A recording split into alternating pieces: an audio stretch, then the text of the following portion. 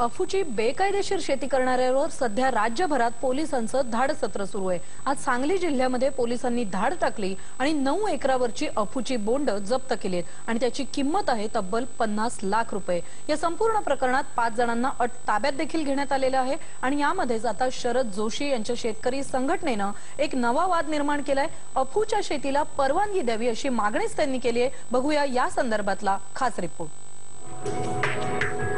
हा अफगाणिस्तान नाही, अफूचं हे शेत आहे सांगली जिल्ह्यातल्या शिराळा तालुक्यातलं।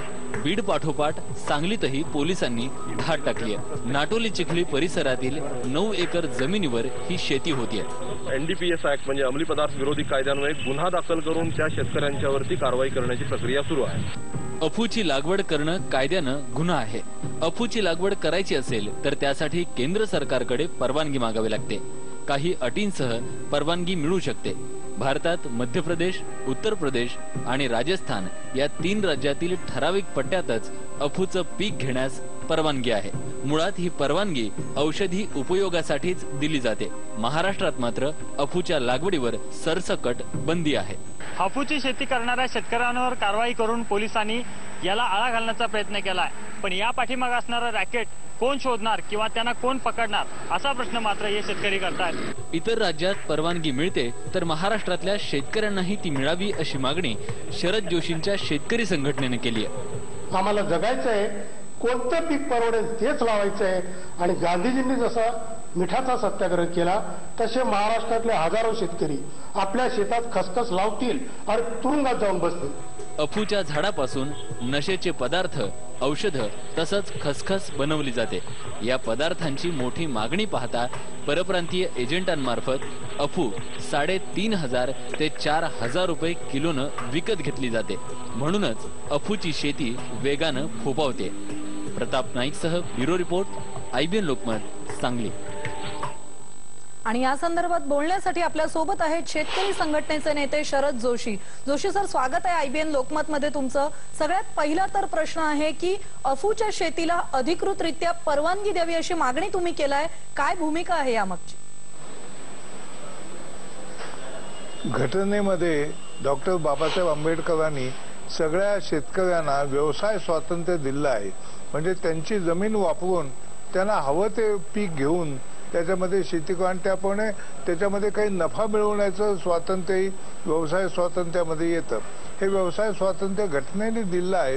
हे असताना सुद्धा सरकार वेगवेगळ्या तऱ्हेच्या बंदी आणून त्यांच्यावरती त्यांना शेती करणं अशक्य करत आहे। आजची परिस्थिती अशी आहे की मी जे शेतकऱ्यांना खसखस पिकवायला सांगितलेली आहे ती खसखस पिकवायला सांगताना त्याच्यामध्ये शेतकऱ्यांची परिस्थिती लक्षात घेते। आजची शेतकऱ्यांची स्थिती अशी आहे की त्यांच्या पुढे एक तर आत्महत्या करण्याचा मार्ग उघडा आहे किंवा हातामध्ये मशीन गन घेऊन नक्षलवाद्यांबरोबर जाण्याचा मार्ग आहे। हे दोनच मार्ग त्यांच्यापुढे, किंवा शेती सोडून देणं आणि जमिनी खाली ठेवणं हा तिसरा मार्ग आहे। या 3 मार्ग जर त्यांच्यापुढे उभे असतील तर त्यांना त्याच्यापेक्षा त्यांनी अफूची शेती करणं आणि ती किफायतशीर शेती होईल याच्याबद्दल मला खात्री आहे। याच्यात मला चिंता अशी वाटते की मी खसखस पिकवा म्हणून सांगितल्यानंतर खरं म्हणजे हास्य निर्मिती व्हायला पाहिजे होती। त्याच्याऐवजी एवढं गंभीरपणे हा वादविवाद का तयार होतोय याचं खरं कारण असं आहे की महाराष्ट्रामध्ये लँड माफिया, त्याच्या विरुद्ध ड्रग माफिया अशा तऱ्हेचं उभं राहील ही चिंता लँड माफियाला पडली आहे आणि लँड माफिया हा महाराष्ट्रामध्ये अत्यंत ताकदवान आहे। बरोबर आहे शरद जोशी सर, ड्रग माफियाचा जो तुम्ही उल्लेख केलाय त्याच्याबद्दल आपण चर्चा करूया, पण त्याआधी तुम्ही असं सांगताय की शेतकऱ्यांच्या आत्महत्या ज्या होत आहेत या अफूची शेती केल्यामुळे कमी होऊ शकतील। हा संबंध तुम्ही कसा जोडताय? कारण शेतकरी आत्महत्यावरचं उत्तर हे अफूची शेती होऊ शकतं असं वाटतं?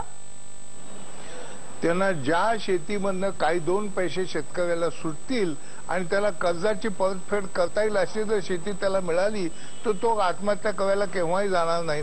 आताची जी आत्महत्येची कारणं आतापर्यंत जी दिसून आली आहेत ती म्हणजे शेतकऱ्याला कर्जबाजारी होण्याचं प्रमुख कारण म्हणजे त्याला किफायतशीर शेती करता येत नाही आणि त्यामुळे त्याला सावकाराची कर्ज देता येत नाहीत। हे कारण हे उघड झालेलं आहे। जर का ही परिस्थिती बदलली आणि सरकारचा शेतीमालाला भाव मिळू द्यायचा नाही हे धोरण बदललं आणि त्याच्यामधून शेतकऱ्याला जर का त्याच्या शेतीमालातून 2 पैसे मिळू लागले तर मग अशा तऱ्हेच्या आत्महत्या करण्याची त्याच्यावर वेळ येणार नाही, किंवा नक्षलवाद्यांबरोबर जाऊन हातात मशीन गन किंवा बॉम्ब घेऊन सुद्धा त्याला काही आततायी कृत्य करण्याची आवश्यकता पडणार नाही. या दोन्ही गोष्टी लक्षात घेतल्या पाहिजेत. आणि तिसरी गोष्ट, आंध्र प्रदेशात ज्याप्रमाणे शेतीची आता सुट्टी घेण्याची सुरुवात झाली आहे, त्या तऱ्हेची सुट्टी घेणं हे फूड सिक्युरिटीच्या दृष्टीने, अन्न सुरक्षेच्या दृष्टीने अत्यंत घातक संबंध देशाला साबित होण्याची शक्यता आहे. हे लक्षात घेता की हा मार्ग मला सगळ्यात सुरक्षित आणि सगळ्यात चांगला वाटला. बरोबर आहे शरद जोशी, तुम्ही म्हणताय की अफूची शेती घेणं हा मार्ग सुरक्षित आणि चांगला आहे असा, हा या सगळ्या तुमच्या विधानातून एक नवा वाद निर्माण होणार आहे. पण तुम्ही जो उल्लेख केला होता ड्रग माफियाचा, इतर राज्यातला अनुभव लक्षात घेता अशी भीती महाराष्ट्रातलं सामाजिक वातावरण बिघडण्याची, तरुण मुलं अफूच्या किंवा इतर जे सगळे अंमली पदार्थ आहेत त्याच्या आहारी जाण्याची भीती देखील या अफूच्या शेतीतून निर्माण होऊ शकत नाही का? असे त्याच्याकरता जे काही करायला पाहिजे ते त्याच्यामधनं अफूच्या निर्मितीवरती बंदी आणणं किंवा बंधनं आणणं हे योग्य होईल, पण त्याच्याकरता शेतीवरती बंधनं आणण्याची काही आवश्यकता नाहीये.